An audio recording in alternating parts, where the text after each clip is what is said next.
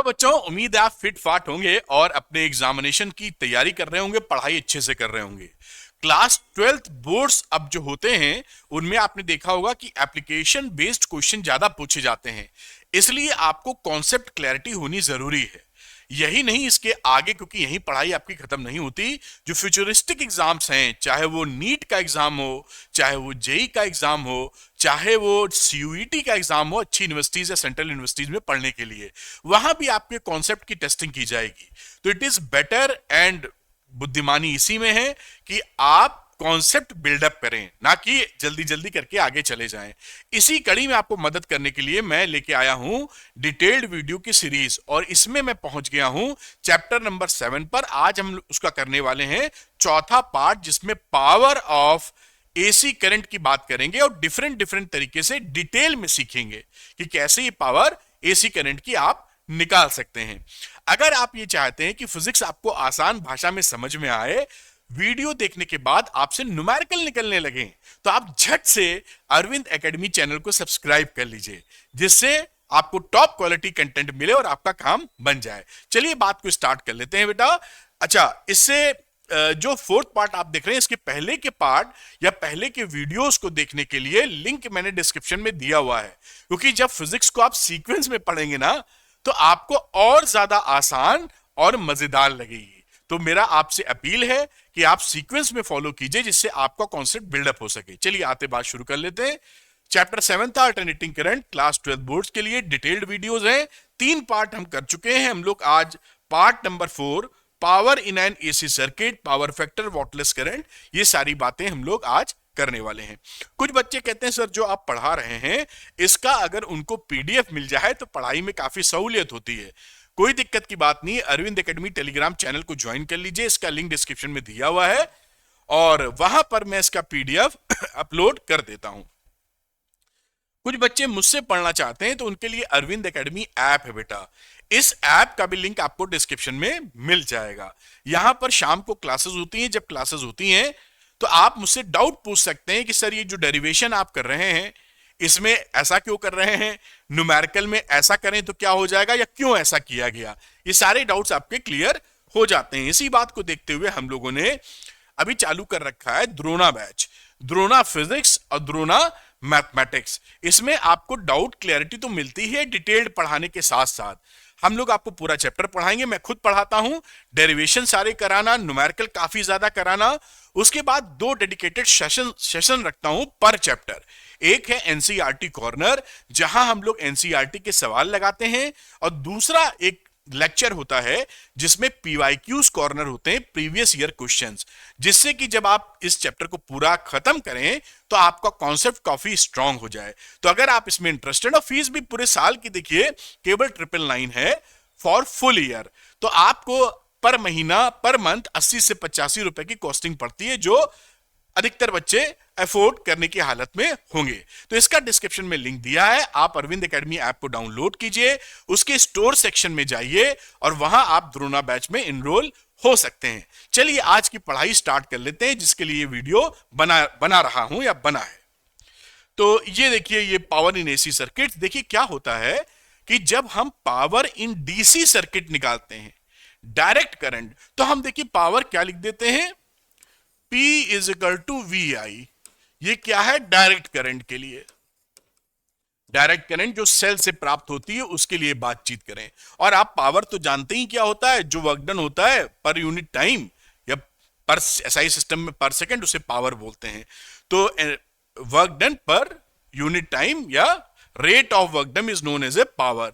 तो DC circuit में ये फॉर्मूला बड़े ही आराम से लगा देते हैं, क्योंकि डीसी में V और I बदल नहीं रहे होते हैं।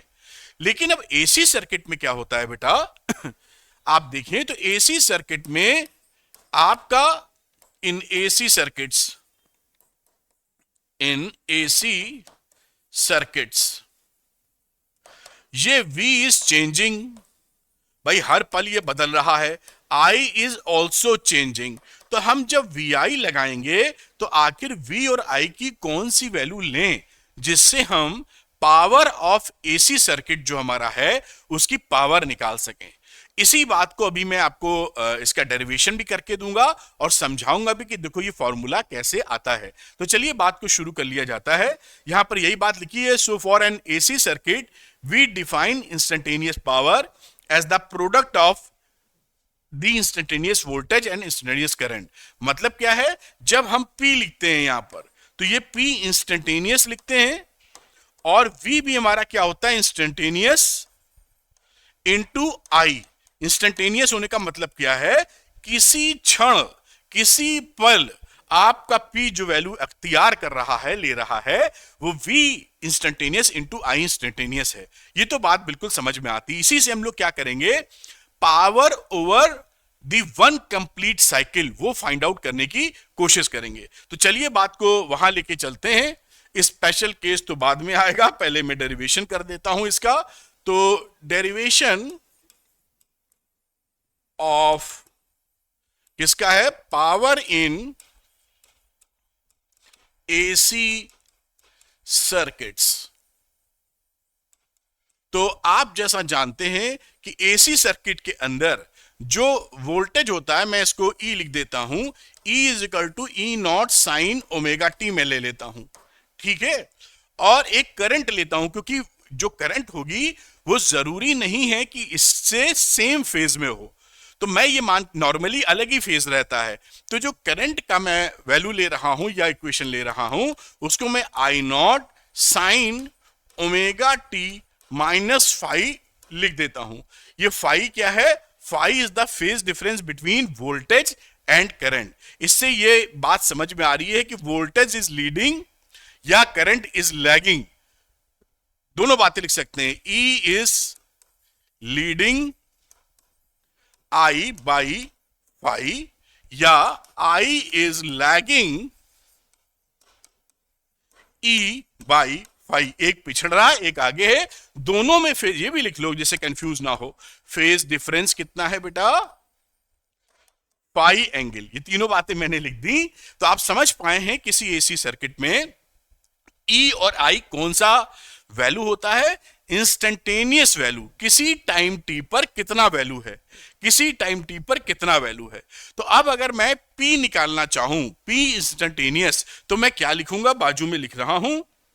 तो यहां इसको मैं ऐसे कर देता हूं, कुछ डाटा हमारे पास आ गया। अब मैं P लिखता हूं जो कि इंस्टेंटेनियस वैल्यू है, तो इसे मैं क्या लिख दूंगा, सीधे E इंटू आई। ये E और I क्या है, इंस्टेंटेनियस वैल्यू ही हैं, क्योंकि टाइम टी पर हैं। अब इसको मैं दोनों की वैल्यू रख देता हूं यहां, E not sine omega T into I naught sine omega T minus five. ये देखिए यहां पर वैल्यू रख दी। अब यहां इसको मैं एक कदम और आगे बढ़ा रहा हूं, देखिए यहां पर ई नॉट आई नॉट आके साइन थीटा और साइन थीटा माइनस समथिंग आ रहा है, साइन ए साइन बी। ये फॉर्मूला हमारा तब लग सकता है जब ये 2 साइन ए साइन बी का फॉर्मेट आ जाए। वो ट्रिग्नोमेट्री में हमने पढ़ा है, अभी मैं फॉर्मूला भी लिख दूंगा। तो यहां पर हम क्या तिकड़म करेंगे, ई नॉट आई नॉट निकाला, 2 से डिवाइड किया और बेटा 2 से देखो मल्टीप्लाई कर दिया। ये देखिए, इसको ध्यान रखिएगा इस स्टेप को। ऐसा क्यों किया है, क्योंकि इन दोनों को अब हम मिला सकते हैं। मिलाने का मतलब क्या है, मैं दूसरे कलर से फॉर्मूला लिखता हूं, मैं ऐसे लिख देता हूं और यहां मैं लिख देता हूं 2 sign A into sine B. ये ट्रिग्नोमेट्री में फॉर्मूला होता है और ये फॉर्मूला होता है cos A minus B minus cos A plus B. आप जानते होंगे, नहीं जानते तो अब जान जाइए। तो अब ये फॉर्मूला हमारे सामने है, तो इसी का इस्तेमाल करेंगे यहां पर। तो ये एक्सप्रेशन कितना हो गया, E naught I naught upon 2 cos A minus B, तो लिख देते हैं कॉस ए माइनस बी, तो ओमेगा टी माइनस में और प्लस में आ गया आपका फाइव, जैसा आप देख पा रहे हैं। उसके बाद minus cos A plus B. ये देखिए इस तरह की वैल्यू यहां पर मेंशन कर दी है। अब इसको थोड़ा सा एडजस्ट, मतलब थोड़ा सिंप्लीफाई करके लिख देते हैं। तो ये आ जाएगा देखिए cos फाई, जैसा आप देख पा रहे हैं, माइनस ये दोनों कट जाएगा और यहां पर आ जाएगा cos 2 omega T minus phi. ये देखिए वैल्यू आ गई और ये वैल्यू किसकी है? P इंस्टेंटेनियस की। बहुत बढ़िया वैल्यू है, कोई इसमें दिक्कत की बात नहीं। अब ये तो क्या है ना, किसी क्षण किसी पल एसी करंट में कितनी पावर है वो ये बता रहा है। हमको तो चाहिए क्या, over a complete one cycle कितना पी लगता है, तो हम इसका एवरेज निकालेंगे over the complete one cycle. तो यहीं पर मैं लिख देता हूं, इसको थोड़ा सा ऊपर बढ़ा के, जैसे आप बातों को बेहतर ढंग से समझ पाए। देखिए मैं लिखता हूं average power dissipated over one complete cycle, यानी एक कंप्लीट साइकिल में कितनी वैल्यू पी दे रहा है। तो आप इसे लिख दीजिएगा पी एवरेज, और यहां क्या रहा, इसका एवरेज, एवरेज ऑफ सारी value E naught I naught upon 2 cos phi minus cos 2 omega T minus phi. अब इसको मैं यहां भी एक ब्रैकेट लगा देता हूं जिससे आपको समझ में आए कि इसका एवरेज लेना है।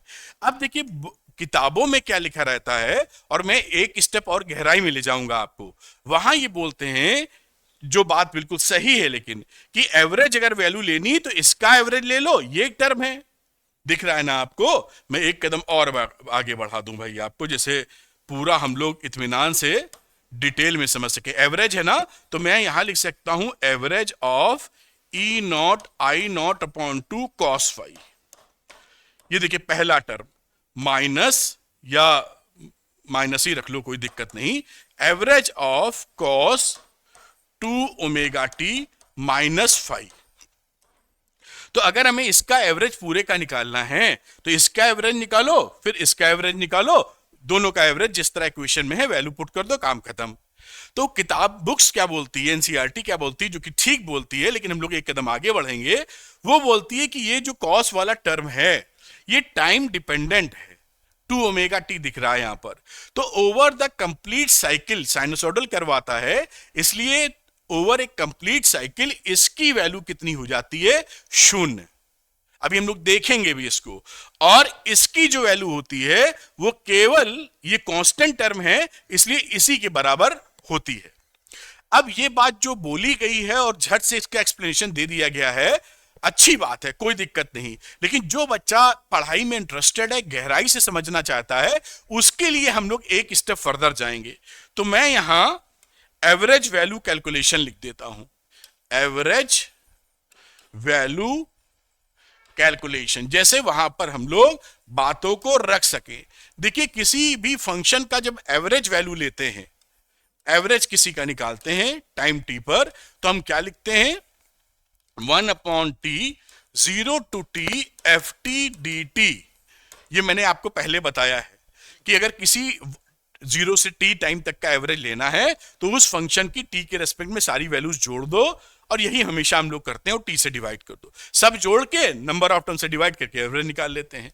तो इस डेफिनेशन का इस्तेमाल पहले मैं बता चुका हूं, करते हुए हम पीछे की जो वैल्यूज हैं इनका हम एवरेज निकालेंगे। तो पहले मैं ये पकड़ लेता हूं, फिर मैं ये करूंगा।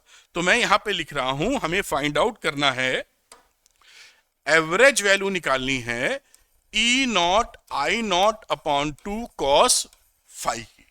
तो ये एवरेज वैल्यू इसकी क्या हो गई, देखिए एवरेज वैल्यू के लिए हम क्या लिखेंगे, over the complete one cycle. ये किसकी बात है, ओवर वन कंप्लीट साइकिल।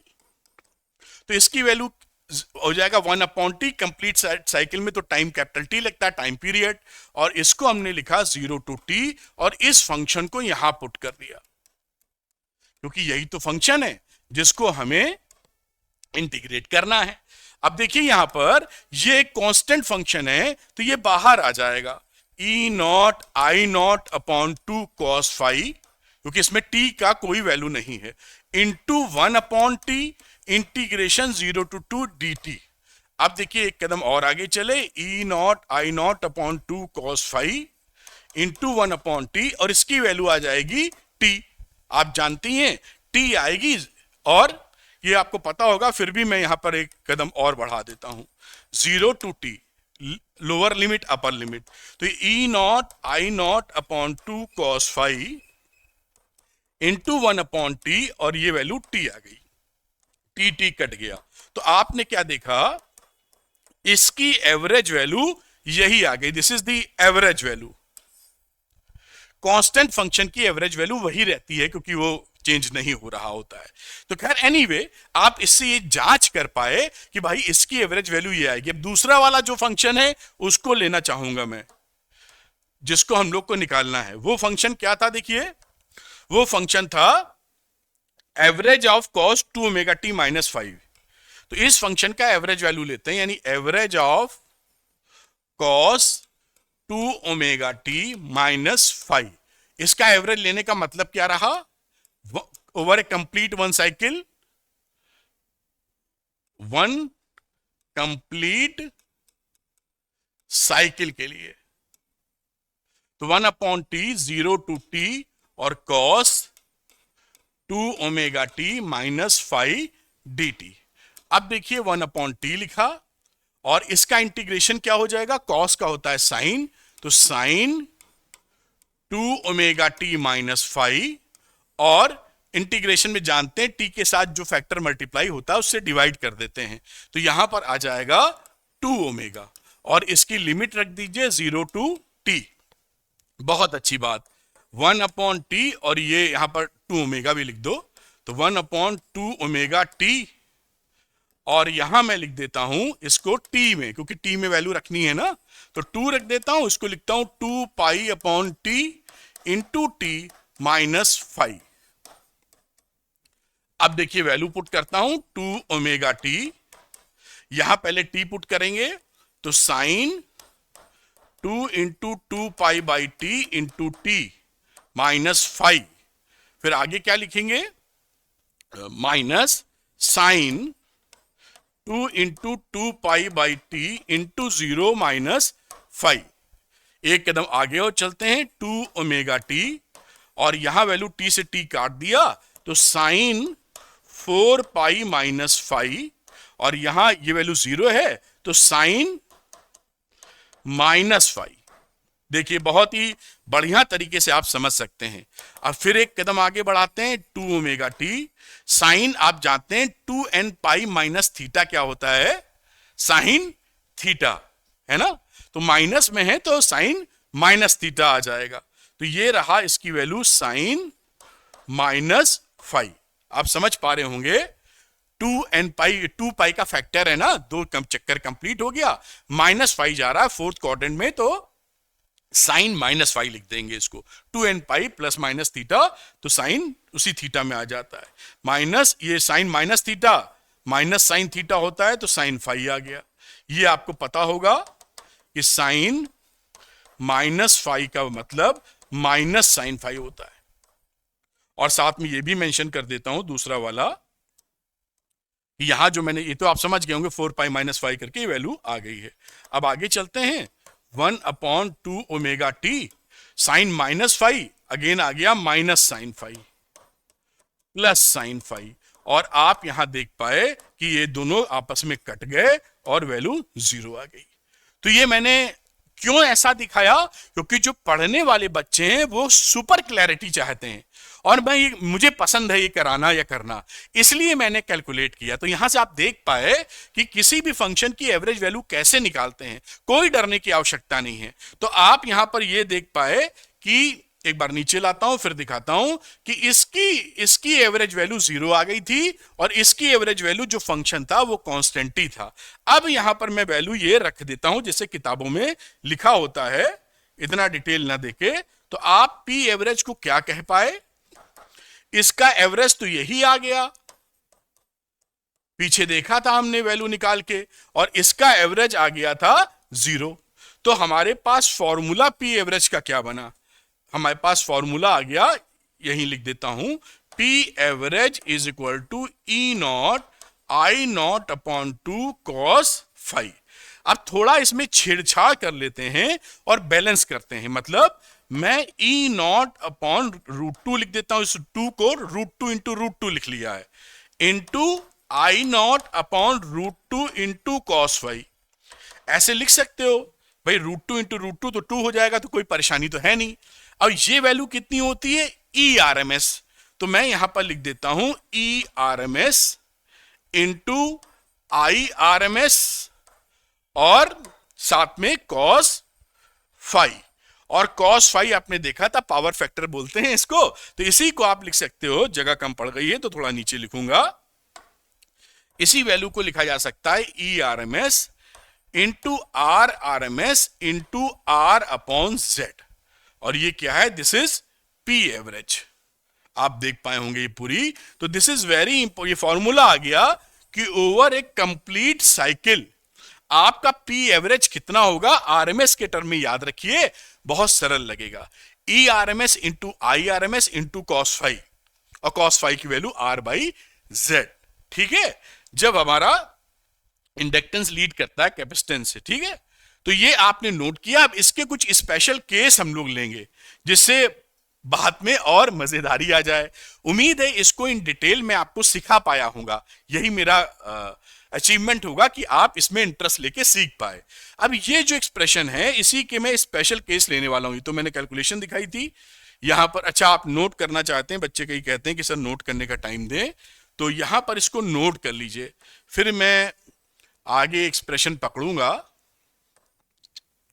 तो इसको आप नोट स्क्रीनशॉट लेना चाहें या जो भी तरीका पसंद कर सकते हैं। इसको मैं ऊपर कर देता हूं। ये देखिए, तो ये आप इसमें नोट कर पाएंगे देख के। ठीक है, नोट कर लिया होगा। और जो मैंने कैलकुलेशन आपको समझाई है ये शायद थोड़ा ऊपर करना बेहतर होगा। यहां तक देखिए, थोड़ा और ऊपर करना होगा, इसको भी नोट कर सकते हैं। और इन डिटेल आप समझ पाएंगे कि कहानी क्या और कैसे होती है। तो ये देखिए, ये पूरी बात क्लियर हो जाती है। अब आ जाता है मामला स्पेशल केसेस का। तो देखिए, पीछे जो फॉर्मूला हमने अचीव किया है वो अचीव किया है P average is equal to E R M S over a complete cycle I R M S into cos five. अभी आपने देखा कि इन वन, इसलिए लिख रहा हूं कंप्लीट साइकिल, बार बार वन कंप्लीट साइकिल, कि कई बच्चे इस बात पे ध्यान छोड़ देते हैं, नहीं रख पाते हैं। तो पी एवरेज की वैल्यू ये आ गई कंप्लीट साइकिल में। आई एवरेज कंप्लीट साइकिल में 0 आता था, याद रखना, शुरुआत जब की थी। पी 0 नहीं आ रहा है। आई था ना, आई एवरेज वाले कंप्लीट साइकिल 0, हाफ साइकिल के लिए बताया, लेकिन पी एवरेज 0 नहीं होता। इसकी वैल्यू ये आपके सामने लिखी है। अब स्पेशल केसेस में अगर पहला मान लीजिए प्योर रेजिस्टिव सर्किट हो, प्योर रेजिस्टिव सर्किट अगर हमारे सामने आ जाए, केवल उसमें रेजिस्टेंस लगा हुआ है, तो आप जानते हैं इस केस में क्या होता है, वोल्टेज और करंट एक डायरेक्शन में होती है, सेम फेज में होती है। तो यहां फाई कितना हो जाएगा, phi will be 0 and cos 0, phi मतलब 0 की वैल्यू रख देंगे तो विच इज 1।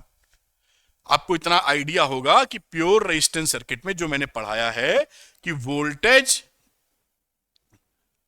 E लिख देता हूं शॉर्ट में, E and I in same phase, same phase होने की वजह से ये पूरी कहानी इस तरह बन गई। तो P एवरेज क्या आया फिर बेटा, P एवरेज आया E R M S into I R M S, और कॉस फाई की वैल्यू हो गई 1, तो ये वैल्यू हो गई E R M S into I R M S. और इसको अगर आप इस तरह भी लिख सकते हैं, या इसको लिखना चाहें तो E square R M S into R भी कह सकते हैं। V is equal to I R होता है, तो I is equal to V upon R रख देंगे तो E square R M S upon R आ जाएगा।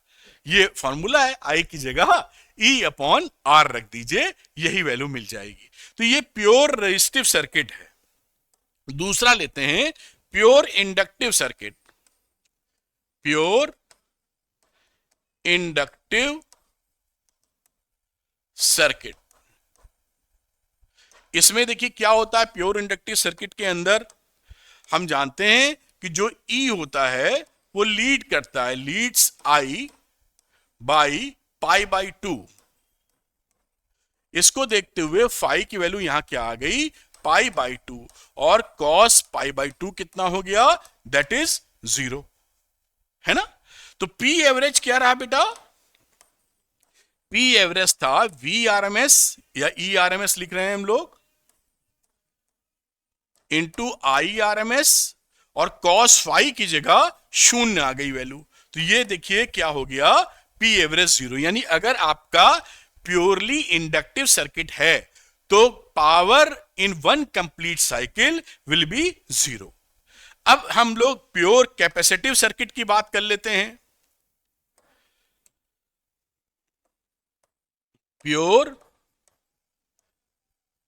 कैपेसिटिव सर्किट, उसमें क्या होता है, उसमें भी आपको मालूम है कि जो करंट है वो लीड करती है, तो लिख देंगे voltage lakhs E lakhs I by pi by 2। इसमें ई आगे, इसमें ई पीछे है, और यहां आप फाई की वैल्यू दे सकते हैं माइनस पाई बाई 2, पीछे चल रहा है। तो कॉस माइनस पाई बाई 2 क्या हुआ, अगेन ये वैल्यू 0 आ गई। अब थोड़ा सा ऊपर करना होगा मुझे, और यहां भी आप ये सीख पाए कि पी एवरेज निकालने जाएंगे तो V R M S into I R M S और इंटू कॉस फाई जो कि 0 है। तो यहां भी आपने देखा कि इन प्योर कैपेसिटिव सर्किट हमारा शून्य आ गया मामला, है ना। तो ये दो पॉइंट और है, मेरे ख्याल से अगली हेडिंग पढ़ी है या नहीं पढ़ी है, तो मैं क्योंकि ये ज्यादा लिख दूंगा तो ज्यादा दब जाता है। तो चौथा पॉइंट अगले स्लाइड पे लेते हैं, और वहां लिखते हैं कि अगर ये मान लीजिए सीरीज एलसीआर सर्किट है, तीनों की अलग अलग चर्चा तो कर दी, लेकिन अगर सीरीज एलसीआर सर्किट है तो फॉर्मूला पी का तो वही हो जाएगा, P average is equal to E R M S into I R M S into cos phi. और फाई की वैल्यू निकालनी हो तो आप जानते हैं क्या हो जाती है, where phi is equal to tan inverse XL minus XC upon R. ये पीछे वाले लेक्चर्स में ये टेन फाई की वैल्यू दिखा चुके हैं। तो अब अगर ये फाई हमारा 0 नहीं आ रहा है तो कुछ ना कुछ इस पे पावर कंज्यूम होगी। तो मैं लिख देता हूं फाई में have a non zero value for series L R L C and LCR circuits. So power is consumed पढ़ पाएंगे, consumed in such circuits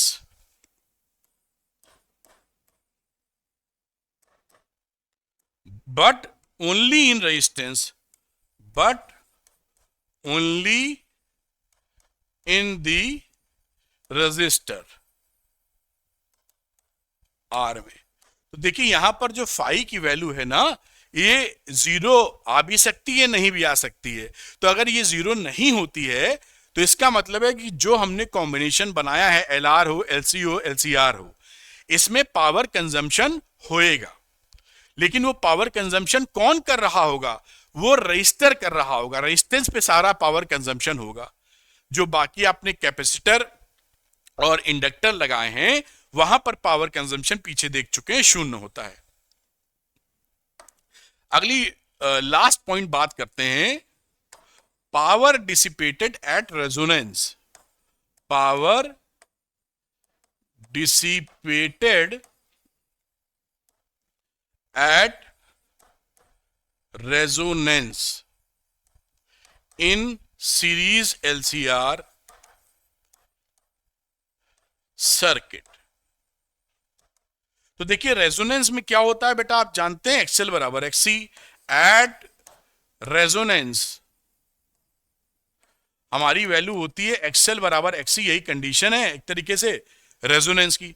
अब ये एक्सएल बराबर एक्ससी है, तो यहां पर देखिए 10 फाई में ये जो फॉर्मूला था इसमें अगर ये वैल्यू आप पुट कर दोगे यहां, तो यहां से 10 फाई 0 आ जाएगा और 5 विल बिकम 0, क्योंकि भाई एक्सएल माइनस एक्ससी तो 0 रखा आपने, तो 10 फाई बराबर 0, तो 5 विल बी 0। तो पावर क्या रही अब बेटा, E R M S into I R M S into cos phi is equal to 0, ये 1 हो जाएगा। तो ये वैल्यू हो गई E R M S into I R M S, और ये क्या है, this is the maximum power. Maximum power is dissipated in circuit. कहां पर होगी, through R, through R at resonance. तो ये बात पूरी, आपका पूरा विश्लेषण हम लोगों ने कर डाला है। और भी बात सीखेंगे, लेकिन गहराई से हमने इस बात को सीखा है कि एसी सर्किट के अंदर over a complete one cycle P average का फॉर्मूला कैसे निकलता है, और ये अलग अलग रूप धरेगा तो क्या वैल्यू आएगी। अभी अलग अलग की भी बात करनी होगी, क्योंकि कभी कभी आपके एग्जामिनेशन में कह देते हैं कि एल के लिए, आर के लिए, या आपके रेजिस्टेंस के लिए आप शो करिए कि पावर एवरेज फला फला होता है। ठीक है, इसको नोट करें पहले, फिर उसकी बात आगे लेके चलेंगे। तो यहां पर इसको मैं रोकता हूं, इसको आप नोट कर लीजिए। नोट कर लिया होगा, थोड़ा सा हो गया है ये, अगली बात करें। और इसमें भी स्लाइड को ऊपर करने की जरूरत नहीं है, तो इसको भी आप नोट कर लीजिए, जहां से आप पूरी बात समझ पा रहे हैं। ठीक है, अब अगली बातचीत शुरू होती है जो है पावर फैक्टर। तो ये जो पावर फैक्टर है, ये हम कॉस फाई को ही बोलते हैं पावर फैक्टर। ये क्या है, कॉस फाई। और इसमें देखिए जो वी एवरेज है, E R M S, I R M S जो वैल्यू आ रही है वो तो हो जाती है पक्की, समझ लीजिए। कॉस फाई ये जो पावर फैक्टर है, इसको बढ़ाकर कितना मैक्सिमम हो सकता है, ये 1। तो पावर फैक्टर की जो मैक्सिमम वैल्यू है वो हो सकती है +1, और मिनिमम वैल्यू आप बात करें तो पावर फैक्टर 0 चला जाएगा। आप यहां -1 लिख देंगे तो पावर माइनस में होने का कोई सेंस नहीं बन रहा है। तो पावर फैक्टर में मिनिमम छोड़ देता हूं, मैक्सिमम की ही बात करता हूं +1। तो हम लोग हमेशा ये कोशिश करते हैं कि पावर फैक्टर 1 कर ले जाएं।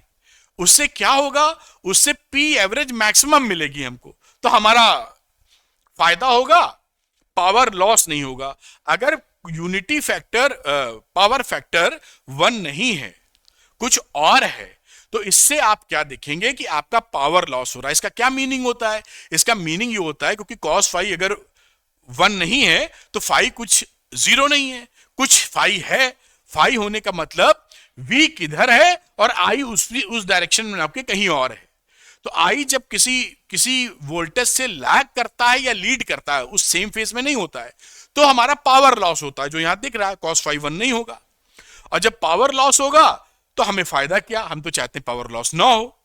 आप समझ पा रहे हैं ना ये बात, कि अगर हम यूनिटी ले आएंगे, तो अगर हमने कहीं लिख दिया कॉस फाई की वैल्यू +1, तो ये फाई कितना है, 0। इसका क्या मतलब है, जिधर वी है उधर आई है, तो मैक्सिमम पावर मिल गई।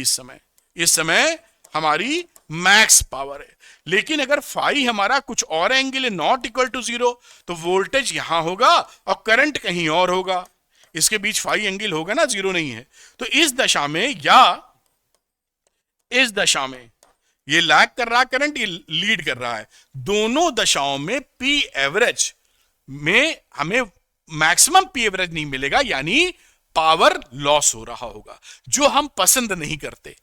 तो हम ये पसंद करते हैं कि किसी तरह हम cos फाई को 1 ला के खड़ा कर दें, वही हमारे हक में है। आप बात पकड़ पा रहे होंगे। तो ये cos फाई का या पावर फैक्टर की अहमियत है। तो ये cos phi R by Z, cos phi को एक कैसे लाया जाता है, बड़ा सुंदर एक एग्जाम्पल एनसीईआरटी में है, वो मैं कराऊंगा आज। कि कभी मान लीजिए cos फाई नहीं अक्सर नहीं आएगा 1, तो हम क्या टेक्निक लगा सकते हैं कि हम cos फाई को 1 के करीब पहुंचा सकें। अभी इस वीडियो को पूरा देखते रहिए, आपको वो एग्जाम्पल मिलेगा। तो cos phi R by Z रहता है, पीछे हम जान पहचान इससे कर चुके हैं। z का मतलब इंपीडेंस, तो r अपॉन z की वैल्यू लिख दी गई है, बड़ी अच्छी बात है। फॉर प्योरली इंडक्टिव और कैपेसिटिव सर्किट्स हम जानते हैं कि फाई की वैल्यू प्लस माइनस 90 होती है, इंडक्टिव हो या कैपेसिटिव हो, वहां पावर फैक्टर हमारा 0 हो जाता है। पी एवरेज का मैक्सिमम लॉस हो रहा है, मतलब पी एवरेज हमारी हाथ में ही नहीं है, हमें नहीं मिली। For purely resistive circuit phi रहता है 0, तो पावर फैक्टर मैक्सिमम रहता है। ये बढ़िया है कि रेजिस्टेंस के अक्रॉस हमें मैक्सिमम पावर अचीव हो रही, P average over a complete 1 cycle.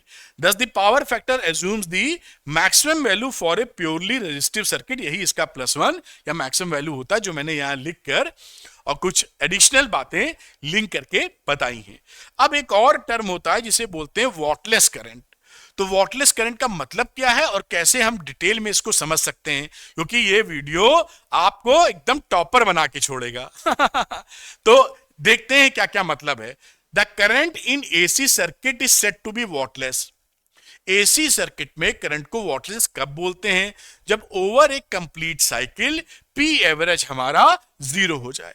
If the average power consumed in the circuit is 0, consumption of power खत्म हो जाए, उसमें ना हो। अब इसको समझते कैसे हैं?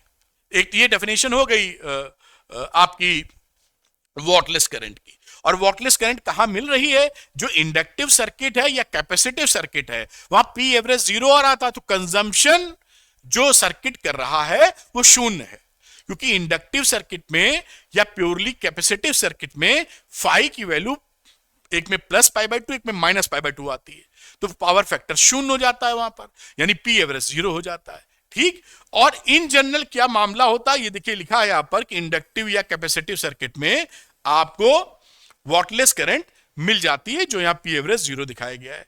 अगर ये प्योरली कैपेसिटिव इंडक्टिव नहीं है तो क्या मामला होता है, इसकी फोटो यहां बनी हुई है।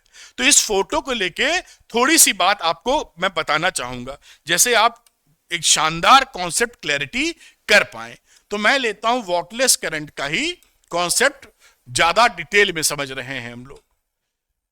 तो वॉटलेस करंट में सपोज करिए कि ये कोई एक्स एक्सेस है, करंट इस डायरेक्शन में जा रही है IRMS, और वोल्टेज इसके फेज में नहीं है, क्योंकि नॉर्मली तो एसी सर्किट में ऐसा ही होता है, there is a phase difference between voltage and current. तो वोल्टेज का मैं एक डायरेक्शन बना देता हूं, दिस इज ERMS। इससे हम क्या सीखे कि इन दोनों में फाई का फेज डिफरेंस है। अब देखिए क्या करते हैं, अब हम लोग क्योंकि यहां पर I और V को हम एज ए वेक्टर क्वांटिटी लेते हैं, पूरा ट्रीटमेंट ही एसी सर्किट का ऐसे ही फेजर्स मानते हुए, तो IRMS के 2 कंपोनेंट कर लेते हैं। एक कंपोनेंट इस डायरेक्शन में, ये सपोज कीजिए, which is IRMS cos phi, और दूसरा इसके परपेंडिकुलर जो कि इस डायरेक्शन में सपोज करिए आ गया IRMS साइन फाई। इसके जैसे वेक्टर में करते थे ना, वैसे 2 कंपोनेंट कर दिए। चाहो तो ऐसे फिगर कितना बढ़िया मैं बना पाऊंगा मालूम नहीं, ऐसे आप पैरेललोग्राम बना सकते हैं कि इन दोनों का रिजल्टेंट ये IRMS है। खैर इसकी एक अलग बात है, लेकिन मुद्दा आप समझ पाए, इसका हमने 2 कंपोनेंट कर लिया। और फॉर्मूला पी एवरेज का हमारे पास क्या था? ERMS into IRMS into cos phi. ये फॉर्मूला हमारे हाथ में है। तो अब चलिए करते हैं, अब जो कंपोनेंट्स हमारे पास है, एक कंपोनेंट इधर एक कंपोनेंट इधर, इसका पावर कंजम्पशन निकालते हैं। तो मैं एक पॉइंट ले लेता हूं और component IRMS cos phi along ERMS है। इस कंपोनेंट और ERMS में कितना एंगल है? 0। तो एज द फेज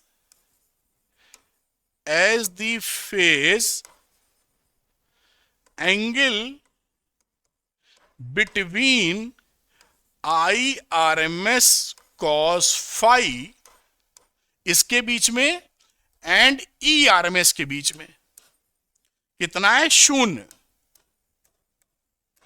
आप समझ रहे हैं ना? इसमें और इसमें ERMS और IRMS cos फाई में फेज एंगल 0 हो गया। तो इसके लिए P एवरेज क्या रहा?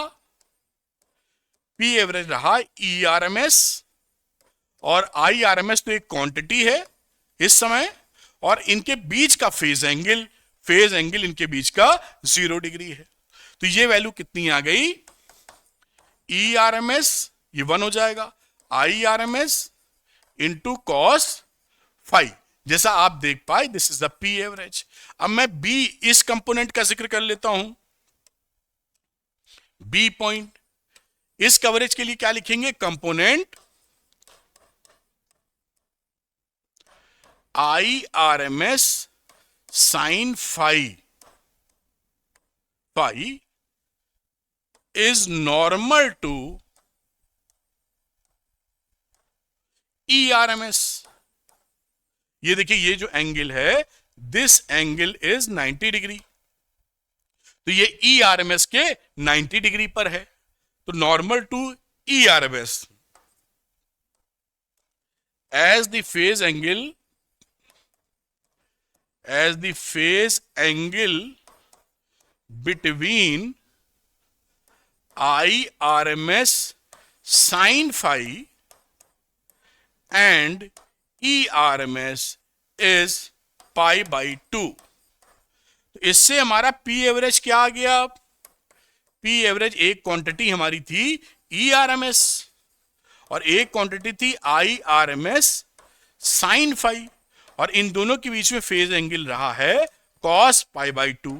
तो cos पाई बाई 2 तो हमारा 0 होता है। तो ये आपका 0 हो गया, यानी ये जो कंपोनेंट है ये आपको कोई भी पावर कंजम्पशन सर्किट में नहीं हो रहा है। तो यही हमारी आइडियल कंपोनेंट बोलते हैं, यानी वॉटलेस करंट के लिए यही रिस्पॉन्सिबल होता है। तो यहां पर बात को आगे ले चलें तो दिस कंपोनेंट कौन सा component? IRMS sine phi as the ideal मतलब खाली और wattless current,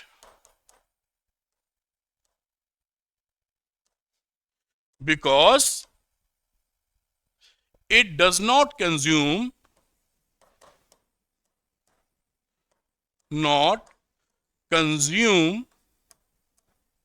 any power in AC circuits. ये हम लोगों ने डिटेल में ये बात देखी, और ये आपको कहां कहां दिख जाता है? एग्जाम्पल के तौर पर ये कहानी आपको दिख जाती है प्योरली इंडक्टिव सर्किट या प्योरली कैपेसिटिव सर्किट, जहां पर फाई की वैल्यू 1 की प्लस बाई 2 आ रही है तो 1 की माइनस पाई बाई 2 आ जाएगी, पावर फैक्टर 0 हो जाएगा। तो आप ये समझ पाए होंगे कि जब भी कोई सर्किट ले लें आप, उसके दो कंपोनेंट आई के करेंगे।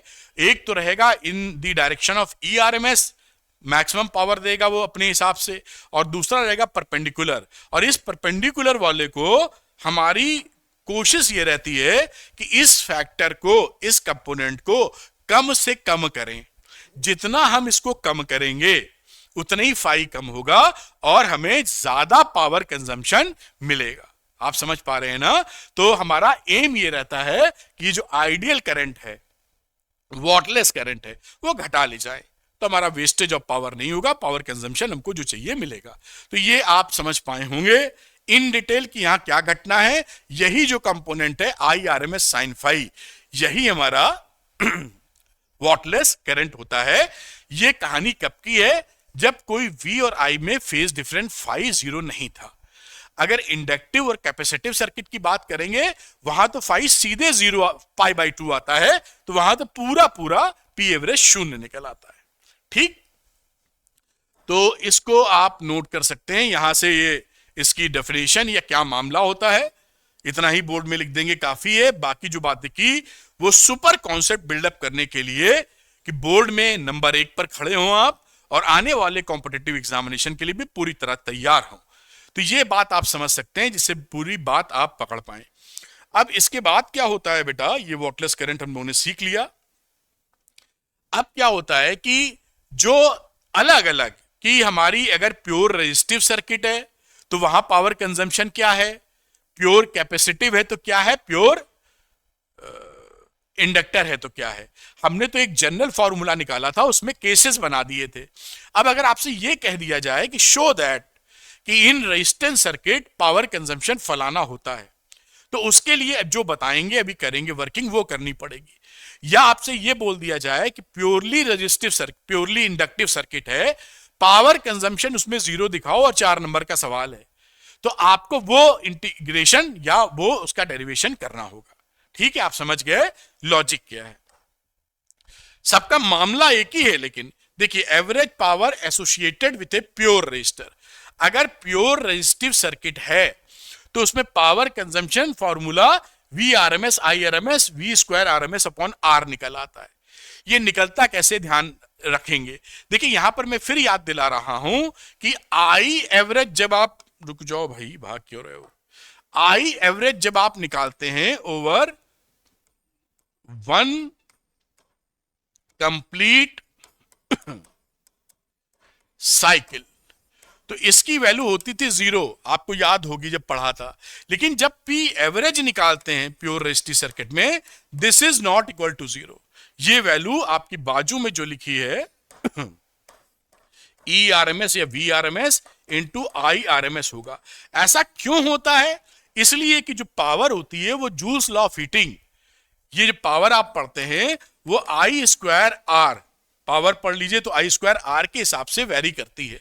और आई स्क्वायर का मतलब है सारी क्वांटिटी पॉजिटिव, तो जैसे ही एवरेज लेने जाएंगे शून्य नहीं आएगा। आई का तो एवरेज शून्य आएगा क्योंकि साइनसॉइडल है, एक बार प्लस एक बार माइनस।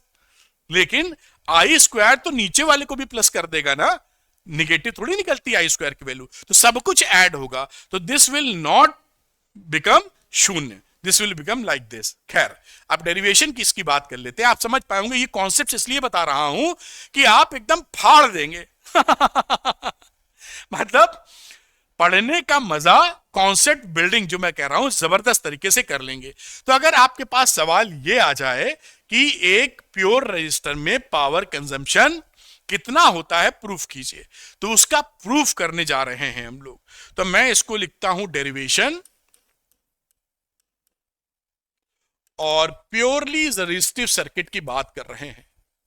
प्योरली रेजिस्टिव सर्किट यानी केवल वहां पर रेजिस्टेंस लगा हुआ है, मतलब सर्किट भी बना लो भाई, ये आर लगा है और ये आपका एसी सोर्स है, केवल आर है यहां पर। ये E is equal to E naught sine omega t लगा के हम बैठे हैं आपको ये पता था कि इस कहानी में प्योरली रेजिस्टिव सर्किट में E अगर E not sine omega T है तो I भी सेम फेज में होता था, यानी I is equal to I naught sine omega t होगा, सेम फेज। ये सब ज्ञान हम लोग अर्जित कर चुके हैं, ठीक है। तो P निकाल लो भाई, P इंस्टेंटेनियस क्या रहा, E इंटू आई, और E की वैल्यू है E not sine omega T, और I की वैल्यू है I not sine omega T. ये देखिए यहां से दोनों वैल्यू पुट कर दीजिए, क्या जाता है। तो P इंस्टेंटेनियस क्या हो गया बेटा जी, E naught I naught sine square omega t. अब हम एक फॉर्मूला जानते हैं जिसे आप और हम दोनों पहचानते हैं, लिख दूं तभी ठीक रहेगा, कॉस 2 थीटा का। तो कॉस अगर मैं 2 थीटा लिखूं, कलर बदलना चाहिए था मुझे, कॉस 2 थीटा लिखूं तो इसको लिख सकते हो 1 माइनस 2 साइन स्क्वायर थीटा। तो साइन स्क्वायर थीटा की वैल्यू क्या होती है? 1 माइनस कॉस 2 थीटा अपॉन 2। यही चीज यहां इस्तेमाल कर लेंगे हम लोग इंटीग्रेशन के लिए, ठीक। और फटाफट इसको आगे आप बढ़ा सकते हैं, यानी P इंस्टेंटेनियस की जो वैल्यू है वो हो जाएगी ई नॉट आई नॉट, और साइन स्क्वायर थीटा की जगह 1 minus cos 2 omega t upon 2 put कर दीजिए। ऐसे इसलिए करते हैं कि हमें इसको इंटीग्रेट करना आसान हो जाए।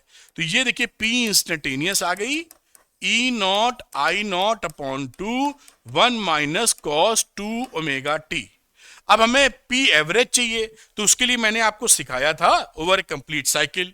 तो P एवरेज ओवर ए 1 कंप्लीट साइकिल, हमने देखा था कि 1 अपॉन टी 0 टू टी और P इंस्टेंटेनियस की वैल्यू।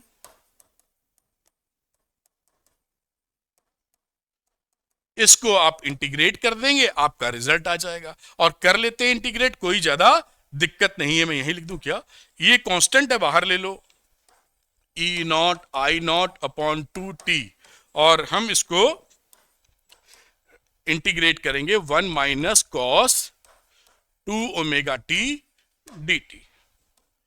तो कोई भी समस्या की बात नहीं होती। इसको लिखा E naught I naught upon 2 t, यहां वैल्यू टी आ गई, मैं यहां पे बड़ा ब्रैकेट लगा देता हूं, टी आ गई।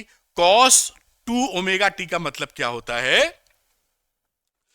इंटीग्रेशन में? Sine 2 omega t upon 2 omega, और ये वैल्यू 0 टू टी यहां पर पुट कर देनी चाहिए अपने को। बस आगे बढ़ते रहिए। देखिए अब यहां पर मैं सीधे वैल्यू रख रहा हूं, उम्मीद है आप इसको पकड़ पाएंगे।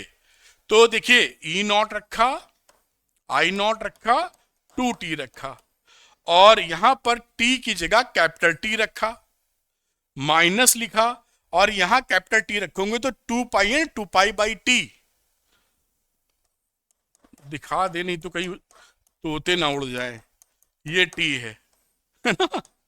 ये एक वैल्यू हो गई, लिख दो एक कदम और। 0 रखोगे तो यहां भी 0, और माइनस 2 ओमेगा इंटू 0। अब यहां पर देखिए वैल्यू क्या आ गई? E naught I naught upon 2 t, ये हो गया टी से टी, तो साइन 2 पाई की वैल्यू होती है 0, साइन 360 डिग्री, तो टी माइनस 0, और ये भी पूरी वैल्यू 0, और इसी को टी यहां मल्टीप्लाई कर देंगे तो वैल्यू क्या बची? ई नॉट आई नॉट अपॉन 2।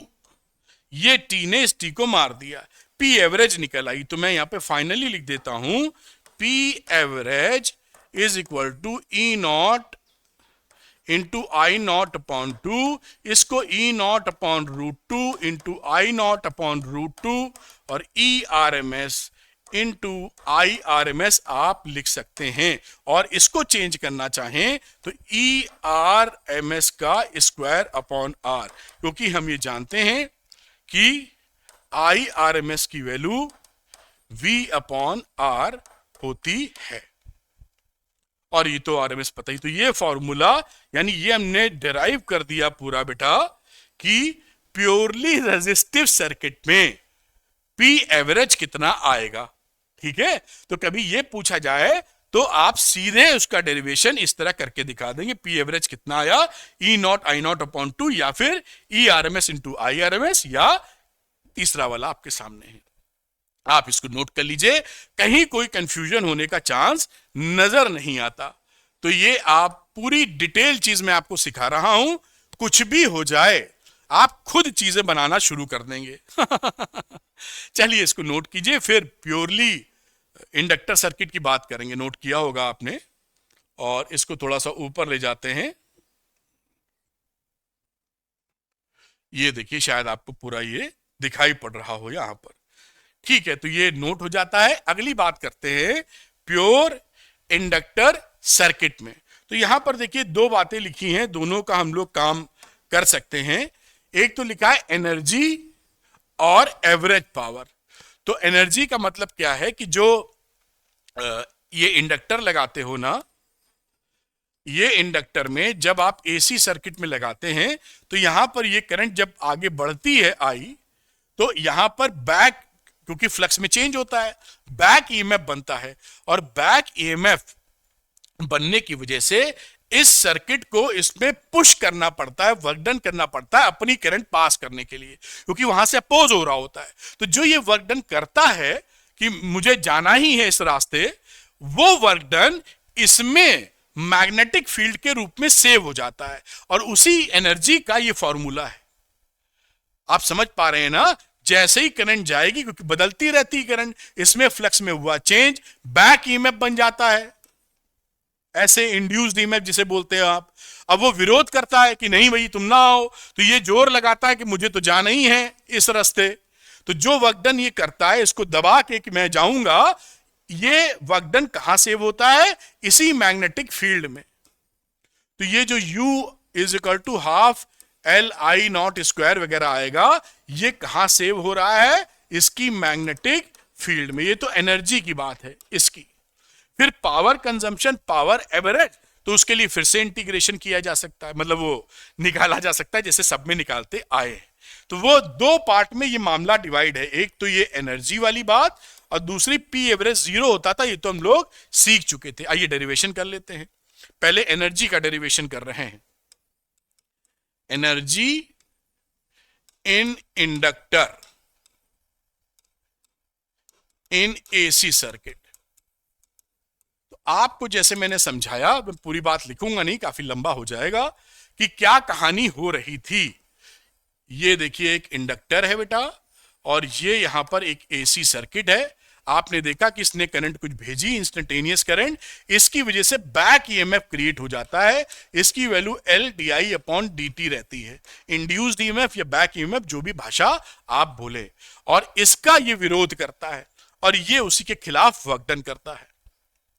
वही वर्क डन इसकी मैग्नेटिक फील्ड में सेव होता है। तो ये वर्क डन हम निकाल रहे हैं DW, छोटा सा लेते हैं, the work done against the induced EMF, ये EMF in small time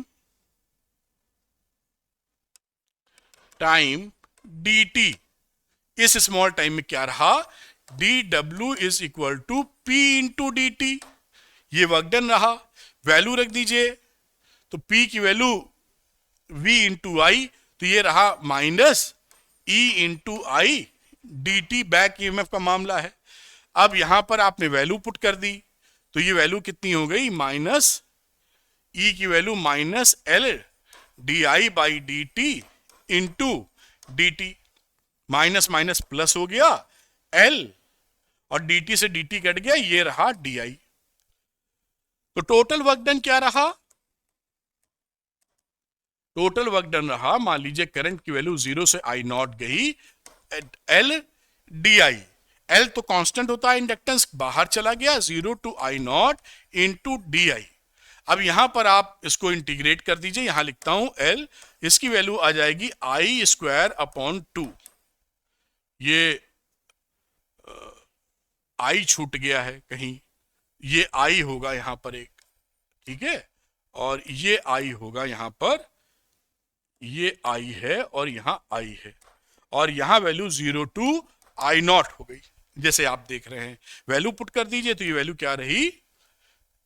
half LI0 का स्क्वायर। और यही वर्क डन हमारा इसकी एनर्जी में सेव हो गया। U एनर्जी जो है,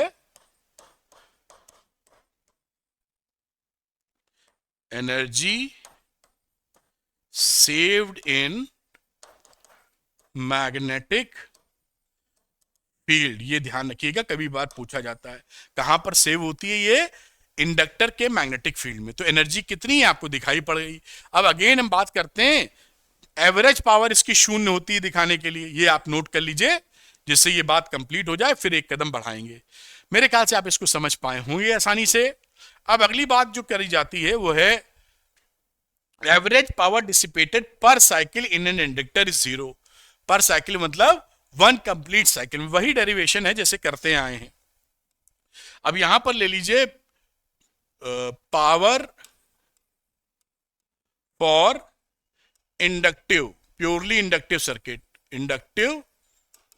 circuit over a complete one cycle. वो लिख नहीं रहा हूं, आप समझ गए, एक कंप्लीट साइकिल का मामला है। तो इस केस में देखिए कहानी क्या होती है। ये इंडक्टर लगा है, फोटो बता दूं जिससे आपका दिमाग ज्यादा पकड़ सके। E is equal to E naught sine omega t, L था, और यहां पर जो करंट निकलेगी आई, उसकी वैल्यू कितनी होती है, इससे करंट जो है लैग करती है। तो आप लिखते हो I naught sine omega T minus pi by two, purely inductive circuit में। अब इसी को मैं लिख सकता हूं I is equal to sine 90 minus theta. तो आई नॉट लिखा, साइन में हमने माइनस कॉमन ले लिया, तो पाई by to minus omega T हो गया। साइन माइनस थीटा कितना होता है, माइनस साइन थीटा, तो माइनस आई नॉट साइन, और 90 माइनस थीटा कॉस थीटा। तो ये रहा, साइन हटाकर मैंने यहां लिखा कॉस ओमेगा टी।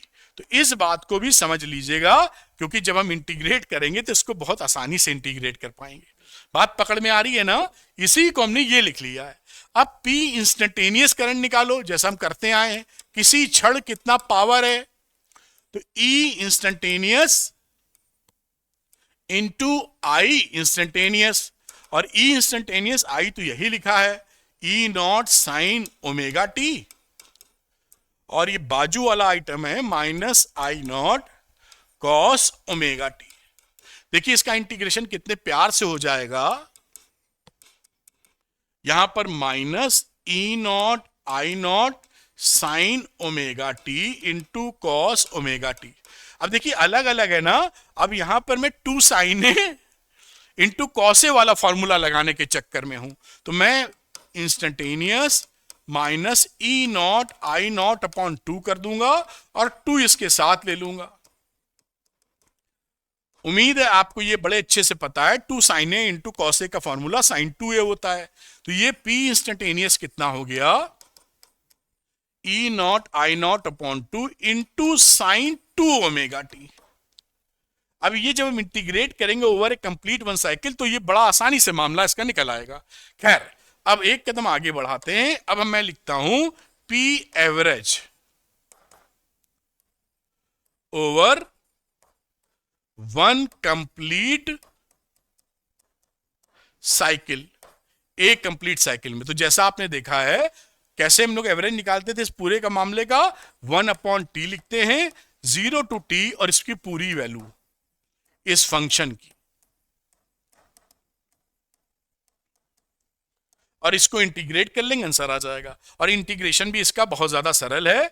एक कदम बढ़ाते हैं, जो कांस्टेंट है बाहर ले लो, तो minus E naught I naught upon ये 2t हो जाएगा। यहाँ integration 0 to t sine 2 omega t D t. अब हम ये पहले से जानते हैं साइनसोइडल कर्व है, इसका वैल्यू 0 आएगा। फिर भी आपके लिए, क्योंकि हम लोग कॉन्सेप्ट को इस लेवल तक समझ रहे हैं जहां तक कोई हमको बाहुबली कॉन्सेप्ट, तो साइन 2 ओमेगा टी का मतलब होता है cos 2 omega T integration upon 2 omega, और 0 to t हमने यहां पर वैल्यू रख दी है। तो उम्मीद है ये बात आप पकड़ पा रहे होंगे। एक कदम आगे बढ़ना चाहेंगे हम, 2 ओमेगा बाहर ले लो, तो minus E naught I naught upon 2 omega बाहर ले लो, तो 4 पाई ओमेगा, और cos 2 का मतलब cos 2 पाई बाई टी, और पहले आपने t रख दिया माइनस, फिर 0 रख दिया है, तो cos 2 पाई इंटू 0 ये वैल्यू रख दी है। तो देखिए ना क्या वैल्यू आएगी, minus E naught I naught upon 4 pi omega, और यहां पर t से t कट गया, cos 4 पाई, cos 4 पाई मतलब cos 0 यानी 1, तो इसकी वैल्यू हो गई 1, और बाजू वाले की कितनी है cos 0, उसकी भी है 1, ये 1 दोनों में निपट गए और वैल्यू आ गई 0।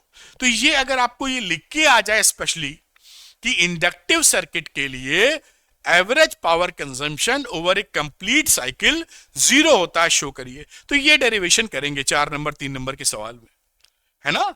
इस तरीके से बढ़ सकते हैं। और इसकी एनर्जी जहां सेव होती है ½ Li², उसका भी प्रूफ मैंने आपको दिखा मारा है। तो ये इसको नीचे करते हैं, जो आप नोट कर सकते हैं। सब बहुत ही आसान है, एक जैसा ही मामला है। बस आप एक बार प्यार से जो मैं बता रहा हूं, कॉपी किताब लेके मेरे साथ लगा मारिए और देखिए कैसा भी सवाल आ जाए आप ढूंढ के उसको पटक देंगे। जेईई मेंस तक का आ जाएगा, कोई समस्या नहीं, क्योंकि सारी चीज क्लियर है आपके सामने। खैर, ये आप नोट कर पाए होंगे। अब अगर प्योरली कैपेसिटिव सर्किट है, कैपेसिटर केवल लगा है, तो मामला क्या होगा। तो यहां पर अगेन बात कर लेते हैं। देखिए यहां पर भी दो टर्म है, एनर्जी और एवरेज पावर। तो एनर्जी तो ये रहती है कैपेसिटर में ½ CV²। आप जानते हैं कैपेसिटर के अंदर एसी करंट अलाउड है, डीसी अलाउड नहीं है। तो एसी करंट जब आप भेजते हैं तो ये यहां पर चार्ज हो जाता है, कैपेसिटर चार्ज होता है, डिस्चार्ज होता है, ये चलता रहता है। और इसके बीच में इलेक्ट्रिक फील्ड के फॉर्म में ये एनर्जी सेव होती है। तो energy saved in electric field, पीछे वाले में मैग्नेटिक फील्ड था इंडक्टर में। तो ये बात आप ध्यान रखिएगा, इलेक्ट्रिक फील्ड के फॉर्म में एनर्जी सेव होगी। इसका भी डेरिवेशन कर लेंगे 1 मिनट के अंदर, 2 मिनट के अंदर। और इसका एवरेज पावर भी कंप्लीट साइकिल हम कितना दिखाने वाले हैं, 0। तो चलिए इसका एनर्जी स्टोर्ड इन कैपेसिटर की बात करते हैं। एनर्जी स्टोर्ड इन कैपेसिटर, हम जानते हैं वैसे इतनी एनर्जी होती है, लेकिन फिर भी हम आसानी से कैसे डेराइव कर सकते हैं। जब भी हम यहां पर एसी सोर्स लगाएंगे, किसी क्षण मान लीजिए इसके बीच में पोटेंशियल डिफरेंस V है और इस पे मिलने वाला चार्ज Q है, इसका कैपेसिटेंस C है, ठीक। तो आप इसको रिलेशनशिप में V = Q/C लिखने में कोई हिचकेंगे नहीं। अब अगला कदम, suppose now a small additional charge, small additional charge dq will be dq be displaced from one plate to the another, from one plate to another। मतलब ये dq एक जगह से निकाल कर दूसरी प्लेट पे ला रहे हैं, प्लस से निकाला dq और माइनस पे लगा दिया सपोज। तो कितना वर्क डन करना पड़ेगा, तो dw की वैल्यू होगी v × dq, क्योंकि पोटेंशियल डिफरेंस इसके बीच में v था और w = v × q होता है, ये आप जानते हैं। ये मैंने यहां पर छोटा सा वर्क डन लिख लिया।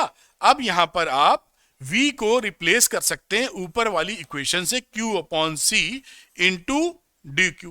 टोटल वर्क डन निकाल लो।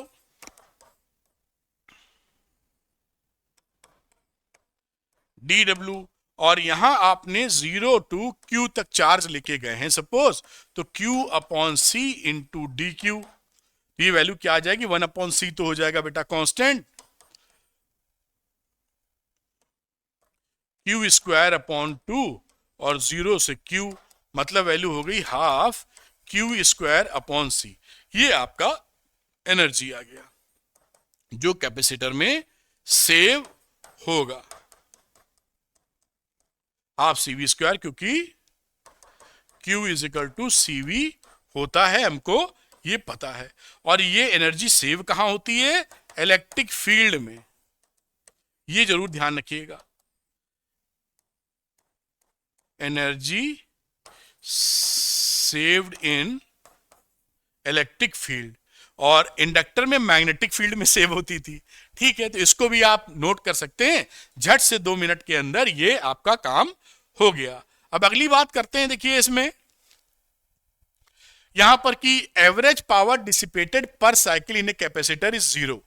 अब इसको फिर डेराइव करने की बात आ जाए, जब हम लोग पढ़ रहे हैं तो पूरा जबरदस्त तरीके से पढ़ेंगे डेरिवेशन। प्योर कैपेसिटिव सर्किट है, केवल कैपेसिटर लगा हुआ है। अब इस कैपेसिटर में आप जानते हैं कि जब हम वोल्टेज लगाते हैं तो करंट क्या होती है, करंट लीड करती है। तो I is equal to I naught sine omega t plus pi by 2। तो हम इसको क्या लिख सकते हैं, I is equal to I naught cos omega t. इसी से ये निकाल लिया। अब देखिए P इंस्टेंटेनियस, अब आप समझ चुके हैं, E instantaneous into I instantaneous. E की वैल्यू कितनी है, E not sine omega T, और ये हो गई I not cos omega t. अब आप देखिए समझ गए होंगे, 1/2 E नॉट आई नॉट कर लो और इसको 2 sign omega T into cos omega T कर लो। 1/2 E नॉट आई नॉट और ये रहा साइन 2 ओमेगा टी। अब P एवरेज, अब हम लोग सारी बात समझ चुके हैं, इसलिए मैं इसका लिवरेज ले रहा हूं कि आप पीछे हमने इंटीग्रेशन किया ही था। तो आप यहां पर क्या देखते हैं, half E naught I naught integration 0 to t sine 2 omega t D t, और इसका डेरिवेशन कितना आ गया था, अभी पीछे किया था, 0। साइनसोइडल कर्व है, प्लस माइनस दिखाएगा, आप इसको डेराइव करेंगे, जो मैं यहां पर इंटीग्रेट नहीं कर रहा हूं क्योंकि हम लोग ऑलरेडी कर चुके हैं इसको। तो हाफ E नॉट आप कर सकते हैं इंटू 0, मतलब P एवरेज यहां भी 0 मिल गया है। इस तरीके से आपने capacitive circuit, purely capacitive circuit के लिए P average over a complete cycle, P average 0 proof कर दिया। इसको नोट कर लीजिए। फिर कुछ न्यूमेरिकल्स रहेंगे एनसीईआरटी के जो बहुत प्यारे या बढ़िया न्यूमेरिकल्स बन जाते हैं। खैर, इसको आप नोट कर पाए होंगे। चलते हैं एक कदम आगे। तो ये पहला, ये पता नहीं क्या आ गया इसमें, कोई बात नहीं, आगे की बातचीत करते हैं हम लोग। सवाल तो यही सॉल्व करना होगा, छोड़ के कर देंगे।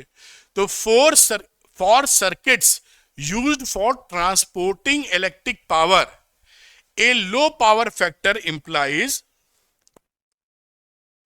Large power loss. देखिए पावर फैक्टर कम है तो लार्ज पावर लॉस है इन ट्रांसमिशन। एक्सप्लेन। हमें ये मालूम था फॉर ए, क्या मालूम था बेटा, कि जो पावर एवरेज होती है वो हम लिखते थे ERMS into IRMS into cos phi. आपने देखा था किसी भी सीरीज LCR सर्किट के लिए ये वैल्यू होती थी। अगर for a given voltage power, मैं to supply A,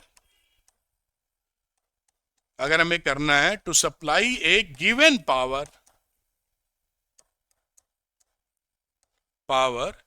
eight a given voltage, यानी हमें एक पर्टिकुलर पावर भेजनी है और गिवन वोल्टेज के लिए ERMS भी फिक्स्ड है, तो उस समय क्या होगा, अगर हमारा if cos phi is small, what will happen? We have to increase the current, we have to increase IRMS। भाई देखिए V एवरेज फिक्स है, E फिक्स है, और cos phi अगर कम हो गया तो इसको बढ़ना होगा ना, ये चीज सेम लाने के लिए।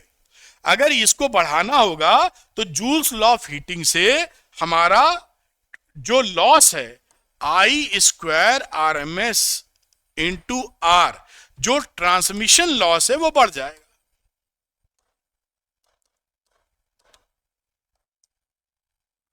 क्या ये बात आप समझ पाए यहां पर कि फॉर ए गिवन, ये देखिए ये P गिवन है, कितने पावर को हम देना चाहते हैं पहले से तय है, और इतने वोल्टेज पे देना चाहते हैं ये भी तय है। तो यही तो दो क्वांटिटी बदल सकती हैं। अब आपने कहा cos phi कम है, अगर cos phi कम है, कम कर दिया तो IRMS बढ़ाना पड़ेगा, तभी तो दोनों का मल्टीप्लिकेशन पहले जितना आएगा। IRMS बढ़ाने का मतलब क्या है कि ट्रांसमिशन में जूल्स लॉ ऑफ हीटिंग के हिसाब से I² R loss of energy हो जाएगा, तो I लॉस ऑफ पावर हो जाएगा कह दीजिए। तो ट्रांसमिशन लॉस क्या हो गया, IRMS² इंटू R। तो इससे आप यहां से एक्सप्लेनेशन पकड़ पाए हैं। दूसरा, power factor can often be improved by use of a capacitor of appropriate capacitance in the circuit explain. देखिए, इसको मैं सेकंड पेज पे कर रहा हूं क्योंकि यहां जगह नहीं है। यही बात मैं आपसे कर रहा था, इसका जो बी पार्ट था। बी पार्ट में अगर पावर फैक्टर हमारा कम है और पावर फैक्टर हमको बढ़ाना है, हम क्या चाहते हैं? We want,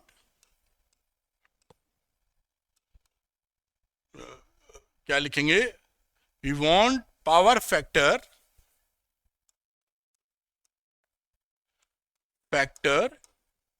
tending to one, tending to one.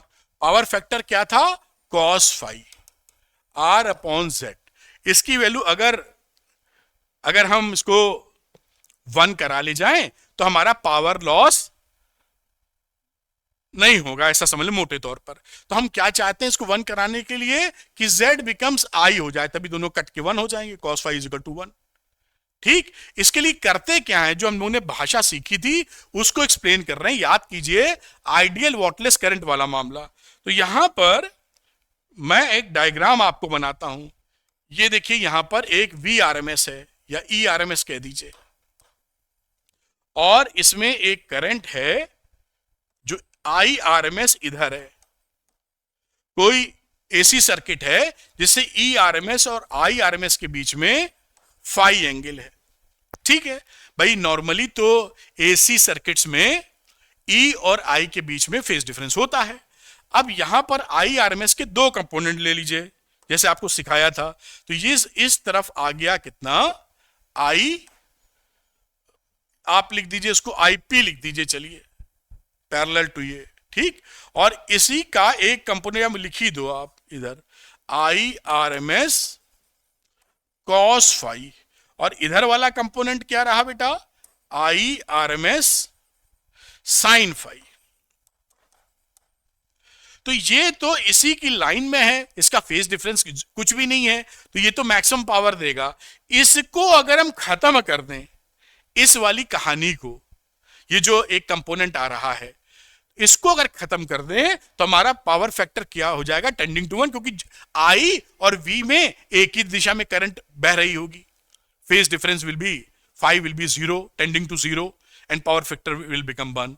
तो यहां इसको मारने के लिए हम एक करंट यहां पर पैदा करते हैं कैपेसिटर लगा के। इसी करंट को अगर मैं IQ लिख दूं इसको, तो we will give a IQ current with the help of capacitor. क्योंकि कैपेसिटर में आपको मालूम है कि करंट वोल्टेज से लीड करती है π/2 एंगल। कैपेसिटर में, प्योरली कैपेसिटर सर्किट में करंट लीड करती है। तो हम इस तरह से कैपेसिटर का एडजस्टमेंट करते हैं कि इस IQ को ये IQ मार दे। जैसे ये मर गया, केवल करंट ऊपर सेम दिशा में जाने लगी। तो जो हमारे पास सर्किट होता है, अगर आप देखिए कोई सर्किट है तो इंडक्टर जो होता है ना, बाकी सर्किट अपना और भी लगा हुआ है, कैपेसिटर भी लगा हुआ, जो भी लगा है, मतलब रेजिस्टेंस वगैरह, ये ऐसे सर्किट समझ लीजिए, ये R है, ये C है, ये L है। तो इसके हम पैरेलल में एक कैपेसिटर ठोक देते हैं एप्रोप्रिएट वैल्यू का। ऐसा नहीं मन में जो आया, एप्रोप्रिएट वैल्यू। क्यों ये इससे चाहते क्या? एप्रोप्रिएट वैल्यू से इस करंट को नलीफाई करना। और क्यों इसके पैरेलल में लगाते हैं? क्योंकि पैरेलल लगाने पर इन दोनों का वोल्टेज सेम रहेगा। अगर मैं यहां लगा दूंगा तो इस पे वोल्टेज हो जाएगा ड्रॉप, तो टोटल सर्किट में वोल्टेज कम हो जाएगा। और कल को कोई खराबी आई तो पैरेलल में इसको निकाला, इसको ठीक कर दिया, वरना यहां खराबी आई तो पूरा सर्किट खोलना पड़ेगा। कई इसके रीजंस हो सकते हैं। आप समझ पाए हैं? बहुत ही शानदार चीज कि कैपेसिटर लगाकर हम पावर फैक्टर को टेंडिंग टू 1 कैसे कर सकते हैं। पावर फैक्टर को 1 क्यों करना चाहते हैं? क्योंकि हम पावर लॉस नहीं चाहते हैं। अगर IRMS की वैल्यू लीड कर रही है VRMS से, ERMS से, या लैग कर रही है, तो हमारा पावर लॉस होगा। अगर हम ऐसा कर पाए कि ERMS की दिशा में ही IRMS चला दें, यानी फेज एंगल 0 कर दें, तो हमारा हमारा पावर लॉस मिनिमम होगा। इसीलिए ऐसा चाहते हैं हम। और करने का तरीका क्या है, एक कैपेसिटर को इंडक्टर के पैरेलल में लगाना, जिससे इस कंपोनेंट को अपनी प्रॉपर्टी जो कि होती है current leads the voltage by pi by 2 in capacitive circuit, उससे ये मार देता है। तो इसको आप ध्यानपूर्वक देखिए, मैंने काफी बढ़िया एक्सप्लेनेशन किया और फंडा भी आपका क्लियर हुआ होगा। तो ये आप नोट कर लीजिए बेटा, और अगली बात भी नोट कर लें, फिर आगे हम लोग चलेंगे। तो ये देखिए, इसको नोट करें आप, मेरे ख्याल से आपने नोट कर लिया होगा। चलिए एक कदम और आगे बढ़ाते हैं और अगले क्वेश्चन पे आते हैं। ये जहां पर आपको दिखाई पड़ रहा है कि एनसीईआरटी का एग्जांपल 7.8 है, वो एनसीईआरटी लिखा हुआ है, जैसे आप बुक से मैच करना चाहें तो शायद कर लें। A sinusoidal voltage of peak value 283, that is the peak value E naught, and frequency 50 hertz, 50 hertz की फ्रीक्वेंसी है, is applied to a series LCR circuit in which R की वैल्यू 3 ओम, L की value 25.48 milli henry और C की value 796 microfarad है। Find क्या करना है, इंपीडेंस ऑफ द सर्किट। तो इंपीडेंस निकालने के लिए आप जानते हैं कि इंपीडेंस का जो फॉर्मूला होता है वो R square plus XL minus XC का होल स्क्वायर रूट में होता है। हमको R चाहिए, गिवन है, XL XC नहीं गिवन है, तो XL निकाल लेते हैं, 2 पाई FL, तो 2 लिखा इंटू 3.14, फ्रीक्वेंसी 50 थी, और L कितना है बेटा, L है 25.48 मिली हेनरी, और ये वैल्यू आ जाएगी जब इसको सॉल्व करेंगे 8 ओम। अब हम निकालेंगे एक्सएल के बाद XC। तो XC की वैल्यू आप जानते हैं 1/2 पाई FC होती है, तो 1/2 इंटू 3.14 इंटू 50, और कैपेसिटर्स कितने का है, 796 माइक्रोफैरेड। तो देखिए कुछ भी थोड़ी बहुत सरल चीजें हैं, एक बार समझ जाइए बस। और ओम इसका रेजिस्टेंस होता है, तो आप वो जानते ही हैं।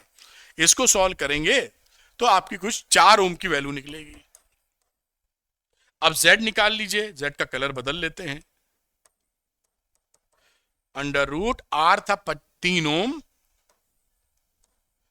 और XL हो गया 8 माइनस 4 का स्क्वायर, तो ये वैल्यू हो गई 3 का स्क्वायर और 4 का स्क्वायर यानी 5 का स्क्वायर यानी 5 ओम। ये देखिए आपका इंपीडेंस आपका बहुत प्यार से निकल आया। अब यहां पर क्या बोल रहा है, सेकंड कलर को यही रखें वरना पीला दिखेगा नहीं इसके ऊपर। The phase difference between the voltage across the source and the current, phase difference हमको निकालना है। तो हम ये जानते हैं कि 10 फाई की value XL minus XC upon R ले लेते हैं। यहां इसका मतलब होता है कि हमारा ये inductance lead, inductance dominating behaviour है, तब ये फॉर्मूला इस्तेमाल करते हैं। मतलब इंडक्टेंस, इंडक्टर डोमिनेटेड सर्किट है। कहीं कोई कंफ्यूजन आए, पीछे सारी सीरीज है, आप देखिए और ऐसा लुफ्त लीजिए कि बस आनंद की प्राप्ति करें। टेस्ट 10 इनवर्स, एक्सएल की वैल्यू जहां तक 8 थी, 8 माइनस 4 अपॉन R कितना है बेटा, 3, तो दैट इज 10 इनवर्स 4/3। इसको जब आप देखेंगे तो 53.1 डिग्री दिया होगा, इसको याद नहीं करना है आपको। ये आपका आंसर निकलेगा फेज डिफरेंस। और क्योंकि ये इंडक्टर सर्किट है तो इंडक्टर में वोल्टेज लीड करता है, तो voltage is leading the current by this angle, voltage leads current by 53.1 degree. ठीक है, ये दिख तो रहा होगा। इस तरीके से बातचीत हो गई। इसका कुछ सी पार्ट भी है और डी पार्ट भी है। The power dissipated in the circuit, तो थोड़ा सा ऊपर करते हैं और पावर का फॉर्मूला लिखते हैं। तो पावर का फॉर्मूला क्या हो जाएगा बेटा, power dissipated in the circuit. तो पावर फैक्टर निकाला हमने, अभी वैल्यू लगानी पड़ेगी। तो ये वैल्यू हो गई P इज इक्वल टू, बेटा यहां देखिए P की वैल्यू जो P एवरेज थी, मैं एक चीज और आपको सिखाता हूं या बताता हूं, इसको हम लोग लिखते थे ERMS into IRMS into cos phi. अब क्या होता है, जैसे डीसी करंट में लिखते थे ना, P की वैल्यू अगर पावर लिखना हो फॉर डीसी करंट, डीसी के लिए, तो हम ऐसे लिख देते थे आई स्क्वायर इंटू आर। यहां पर एसी करंट के लिए भी हम लोग एक आरएमएस वैल्यू जो इंट्रोड्यूस करते हैं ना, ये आई की जगह ले लेती है, तो आई स्क्वायर आरएमएस इंटू आर लिख देते हैं, एसी करंट की एवरेज पावर कंजम्पशन। ये फॉर्मूला कैसे आया इससे मैं निकाल के दिखा देता हूं, तो आप ज्यादा कन्विंस हो जाएंगे। तो यहां पर देखिए मैं लिखता हूं पी एवरेज की जगह ई आरएमएस को लिख दीजिए I RMS V is equal to I R into Z. देखिए V is equal to I R लिख दिया इसी तरीके से, क्योंकि आप जानते हैं ई आरएमएस की value I RMS into impedance के बराबर हो जाएगी। साथ में ये आई आरएमएस था ही, कॉस फाई को लिख सकते हो R upon Z, R cos phi को लिख सकते हो आर अपॉन जेड। तो ये देखिए इस जेड से ये जेड कैंसिल हो गया और ये वैल्यू हो गई R RMS square into R. ये पी एवरेज इस तरह भी निकाल सकते हैं जहां पावर फैक्टर का इस्तेमाल नहीं होगा। ये इसके एनालॉगस लिखने के लिए आई आरएमएस को डिफाइन किया गया था। लॉजिक यही है कि जैसे हम डीसी करंट में पावर ले लेते हैं, वैसे ही हम लोग एसी के लिए आई आरएमएस डिफाइन कर देते हैं, तो इसी तरह का समरूपता एक रूपता मिल जाएगी। यहां से ये भी निकाल के मैंने दिखाया जैसे आप कंफ्यूज ना हो। तो हम लोग इसी का इस्तेमाल कर लेते हैं पावर निकालने के लिए। तो पहले आई आरएमएस चाहिए। आई आरएमएस का मतलब क्या है, पीक वैल्यू जो है उसका √2, ये मैं पता है, 1/√2 लिखो और आई नॉट को क्या लिख दोगे, I is equal to V upon R, तो वी नॉट अपॉन जेड, पूरे सर्किट के लिए कह रहे हो। तो 1/√2 पूरे सर्किट का वी नॉट 283 था, देख लेते हैं एक बार। ये देखिए 283 पीक वैल्यू थी, तो ये मैंने यहां पर 283 की पीक वैल्यू डाल दी और इंपीडेंस हम लोगों ने 5 निकाला था तो 5 डाल दिया। इसको अगर आप सॉल्व करेंगे तो मिलेगा 40 एम्पियर। बहुत अच्छी बात है। अब पी एवरेज कितना हो गया, पी एवरेज हो गया आई स्क्वायर आरएमएस यानी 40 का स्क्वायर इंटू आर, और आर था कितना 3 ओम। अब इसको आप मल्टीप्लाई करेंगे तो आ जाएगा 4800 वॉट। इस तरीके से भी देखिए कितने आसानी से आप जहां पावर फैक्टर का इस्तेमाल नहीं किया उसकी वैल्यू आर बाई जेड से निकाल ली। अभी एक डी पार्ट बचा है, उसको भी हम लोग कर लेते हैं। तो डी पार्ट में क्या पूछा था, तब तो हो गया एंड डी है the power factor cos phi, मतलब तो कॉस फाई के लिए इधर कर लेते हैं डी। तो जो पावर फैक्टर होता है वो होता है हमारा कॉस फाई। तो कॉस लिखा और 53.1 डिग्री डाल दिया, इसकी जो वैल्यू होगी 0.6 आपका पावर फैक्टर निकल आया।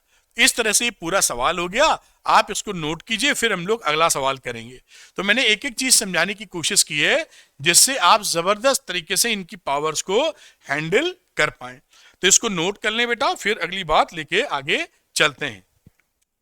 तो उम्मीद है आप नोट कर पाए होंगे अब तक, और इसको मैं थोड़ा सा ऊपर कर देता हूं जिससे पूरा बोर्ड आप स्क्रीनशॉट या जो भी चीज करना चाहें वो कर पाए। खैर एक कदम आगे चलते हैं और अगला सवाल देखते हैं। इस क्वेश्चन में देखते हैं बेटा, लिखा है एनसीईआरटी का ही सवाल है, example 7.9, suppose the frequency of the source in the previous example, यानी जो अभी हमने किया है उसमें कैन बी वेरीड, अगर उसकी फ्रीक्वेंसी को वेरी कर सकें। What is the frequency of the source eight which resonance occurs, तो रेजोनेंट वाली फ्रीक्वेंसी चाहिए तो बड़े आराम से कर सकते हैं। हमें मालूम है कि रेजोनेंट की एंगुलर फ्रीक्वेंसी क्या होती है, 1/√LC, और पीछे L क्या था 25.48, यहां लिख देते हैं 1/मिली हेनरी था 25.48 48 इंटू 10⁻³ और जो कैपेसिटेंस था वो 796 माइक्रोफैरेड था। अब इसको सॉल्व करेंगे तो इसकी वैल्यू आ जाएगी 222.1 रेडियन पर सेकेंड। ये क्या है? एंगुलर फ्रीक्वेंसी आपकी रेजोनेंट वाली। और एफ आर अगर निकालना चाहें फ्रीक्वेंसी तो आप क्या लिख देते हैं? 1/2 या ओमेगा आर अपॉन 2 कर दीजिए, ये फ्रीक्वेंसी निकल आएगी। तो 222.1 अपॉन 2 इंटू 3.14 और ये वैल्यू हो जाएगी 35.4 हर्ट्ज के आसपास। तो ये पहले वाले का तो आंसर आ गया है। आगे देखते हैं बी क्या पूछा है। Calculate the impedance the current, अच्छा, और पावर, करंट भी, इंपीडेंस भी और power dissipated at the resonant circuit. ठीक है, तो रेजोनेंट सर्किट में आप जानते हैं एक्सएल बराबर एक्सी होता है। ये प्योरली रेजिस्टिव सर्किट हो जाता है। यानी इस समय जो आप Z लिखा करते थे R square plus XL square, XL minus XC का होल स्क्वायर, ये दोनों बराबर हैं, तो Z बराबर आर होता है एट रेजोनेंस। तो इसका इंपीडेंस कितने के बराबर हो गया? Z बराबर आर बराबर 3 ओम। ये तो आंसर मिला आपका इंपीडेंस का। करंट पूछिए कितनी है, तो आरएमएस करंट क्या हो जाएगी at resonance? RMS current value हो गई V upon V RMS upon Z या V आरएमएस अपॉन R, क्योंकि हम जानते हैं Z और R इस समय इक्वल है। V आरएमएस का मतलब क्या है? V not upon √2 into 1 upon R। V not था कितना? 283, √2 से डिवाइड करें और 1/3 यहां पकड़ लें, तो ये वैल्यू हो जाएगी 66.7 एम्पियर। ये एक आंसर मिल गया जो करंट का आंसर है। अब पूछ रहा है कि पावर डिसिपेटेड, तो वो भी निकल आएगी बड़े आराम से। तो पावर डिसिपेशन क्या रहा? पावर डिसिपेशन, तो पी एवरेज अभी मैंने निकाला था, जिसको आप आई स्क्वायर आरएमएस इंटू आर लिख सकते थे, पिछले अभी सवाल में करके दिखाया था। आई आरएमएस की वैल्यू आई की निकालिए, ये 66.7 है, तो 66.7 का whole square into R, R था 3 ओम, ये वैल्यू हो गई 13.35 किलो वॉट। ये इसका आंसर आ गया। और आप यहां देख पाए कि रेजोनेंस कंडीशन में आपकी पावर एवरेज 13.3 किलोवाट है, और जब रेजोनेंस नहीं हो रहा था उस समय पावर 4800 वॉट थी। अभी की पावर पहले की पावर से काफी ज्यादा है, यानी रेजोनेंस जब होता है तो पावर हमें काफी तगड़ी मिलती है, क्योंकि पावर फैक्टर उस समय 1 हो जाता है, cos phi r upon z। ठीक है, ये एक खास बात और है। इस सवाल को आप नोट कर लें। नेक्स्ट क्वेश्चन की तरफ चलते हैं हम लोग। इसको मैं नीचे कर देता हूं थोड़ा, ये, और इसको आप नोट करें, अगली चीज हम लोग पूछते समझते हैं। ये मेरे ख्याल से आप नोट कर पाए होंगे जी। अगला लेते हैं हम लोग, और अगले में एक सवाल फिर है, फिर ये कुछ लाइन क्यों है मालूम नहीं मुझे, कुछ गड़बड़ हो गई। At an airport a person is made to walk through the doorway of a metal detector. आप गए होंगे जब ट्रेन व्रेन में भी रहता है, और एरोप्लेन में तो, मतलब फ्लाइट में तो होता ही होता है, और आजकल तो प्लेटफॉर्म पे भी लगा रहने लगा है। आपने देखा होगा ऐसे एक बनाए रहते हैं मेटल डिटेक्टर, और इसी में से हम लोग को इधर से बांध कर पार करना होता है, ऐसे करके। ठीक, तो ये कुछ पूछ रहे हैं मेटल डिटेक्टर को लेकर। आजकल हाथ वाले भी चल गए हैं, वो आपको जांचने के लिए करते हैं मेटल है कि नहीं, बाकी पूरा वाला तो रहता ही है। फॉर सिक्योरिटी रीजंस, ठीक है, इफ शी और he is carrying anything made of metal, आपका जो बेल्ट होता है वो भी टी से बोल जाता है, टी टी टी अलार्म बजने लगता है, या कोई भी मेटल का मतलब ये सोचते हैं कि भाई कोई चाकू लेके ना जा रहा हो, कोई पिस्टल ना रखे हो, कोई ऐसा ड्रामा ना हो, उससे बचाने के लिए।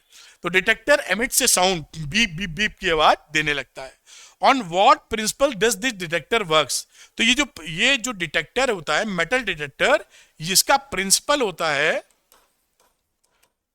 कौन सा? Of resonance. इस पे ये वर्क करता है। ये जो मेटल डिटेक्टर है, ये पीछे सीरीज एलसीआर सर्किट बना के रेजोनेंस कंडीशन में रखा रहता है जो सर्किट कंप्लीट होता है। अब रेजोनेंस कंडीशन में इसका जो मतलब सबसे ज्यादा पावर हमको अचीव होनी शुरू हो जाती है और इंपीडेंस सबसे कम रहता है, तो पावर हमको, करंट हमें तगड़ी मिल रही होती है। तो उस समय आपको जब इंपीडेंस सबसे कम और करंट सबसे ज्यादा मिल रही हो, जैसे ही कोई बंदा इंटर करता है, उसके बीच का जो कॉइल, ये कॉइल है पूरा, ये क्या है? हमारा कॉइल है। और कॉइल के बीच जैसे ही कोई मेटल की चीज जाती है, करंट में वेरिएशन होता है।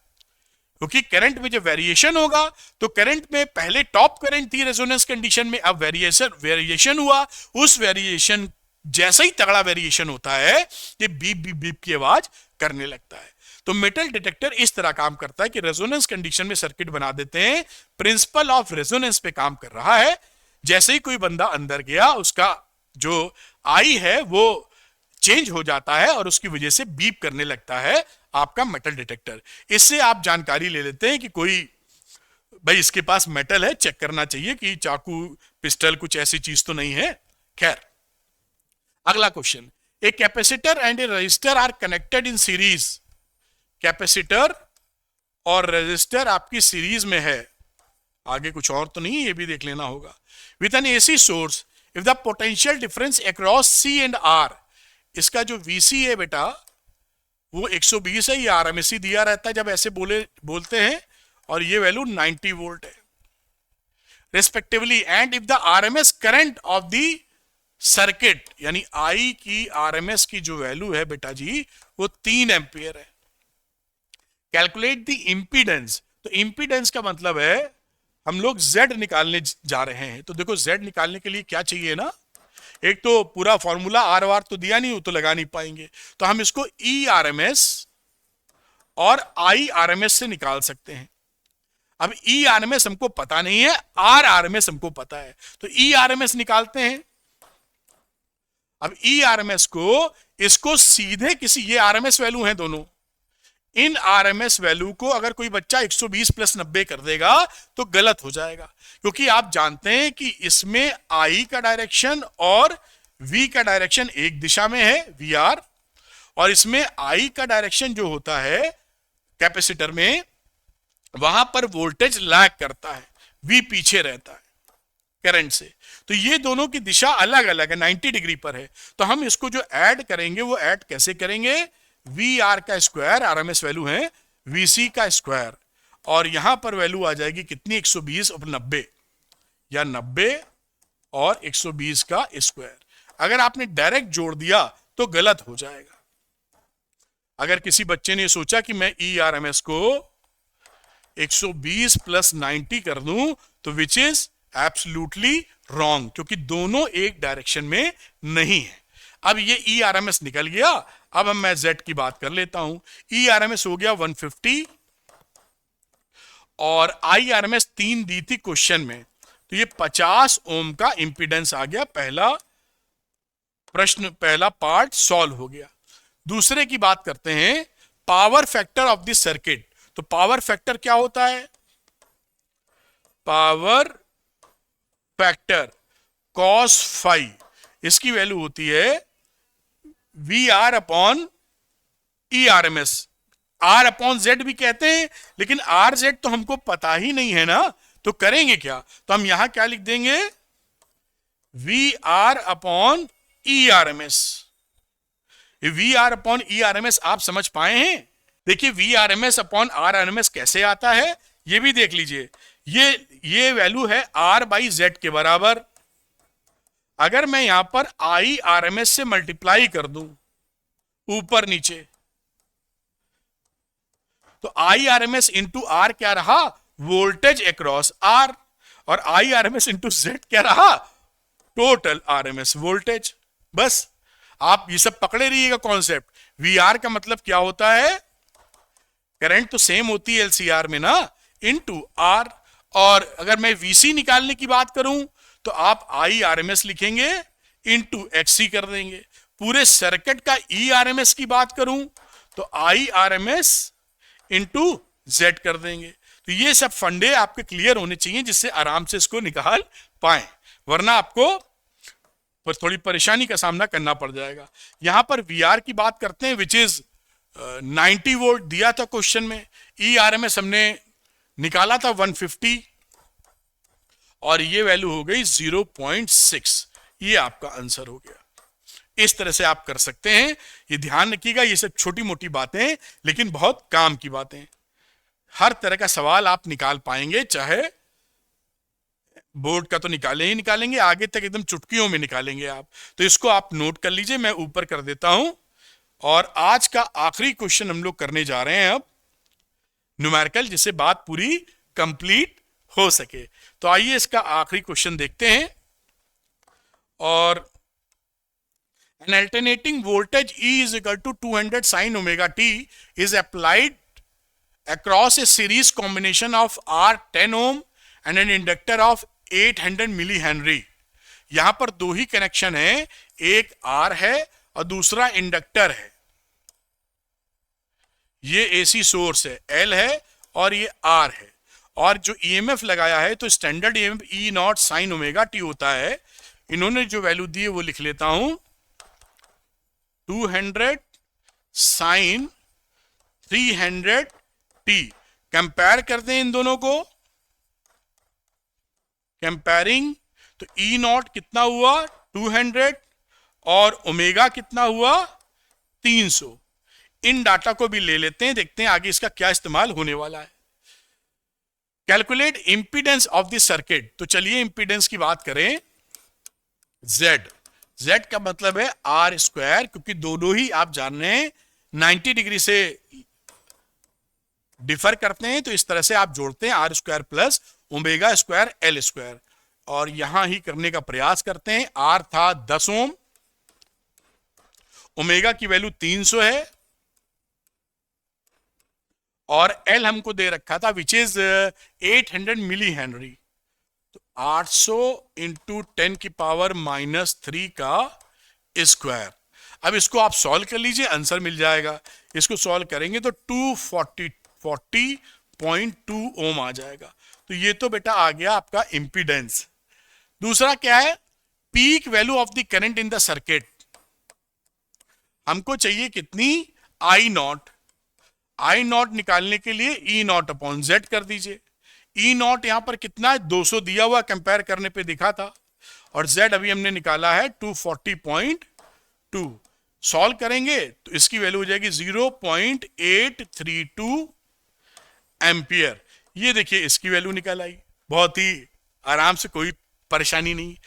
Power factor of the circuit, तीसरा पावर फैक्टर क्या होता है, cos phi R upon Z. R हमको मालूम है 10 ओम था, जेड हमको मालूम है 240.2 था। 0.041 इसका पावर फैक्टर है, जो कि काफी कम है, पावर लॉस काफी तगड़ा होगा। इस तरह से इसको नोट कर सकते हैं आप। तो इसको आप नोट कर लीजिए। पूरी चीज हम लोगों ने इन डेप्थ डिटेल तरीके से पढ़ ली है। तो अगर ये आप चाहते हैं कि आप फिजिक्स आसान भाषा में पढ़ें, सारे कॉन्सेप्ट क्लियर हों और वीडियो देखने के बाद न्यूमेरिकल्स निकलने लगे, तो झट से अरविंद एकेडमी चैनल को सब्सक्राइब कर लीजिए फॉर टॉप क्वालिटी कंटेंट। और यहां पर इसके वीडियो का अगर आपको पसंद आया है तो लाइक और शेयर कीजिएगा, अरविंद एकेडमी चैनल को सब्सक्राइब कीजिए। और इसका पीडीएफ अगर आपको चाहिए तो अरविंद एकेडमी टेलीग्राम चैनल का लिंक डिस्क्रिप्शन में है, क्लिक करके ज्वाइन कर सकते हैं। वहां पर मैं आपको इसका पीडीएफ अपलोड कर दूंगा और आपकी पढ़ाई में काफी मदद मिल जाएगी। Thank you very much, wish you all the best.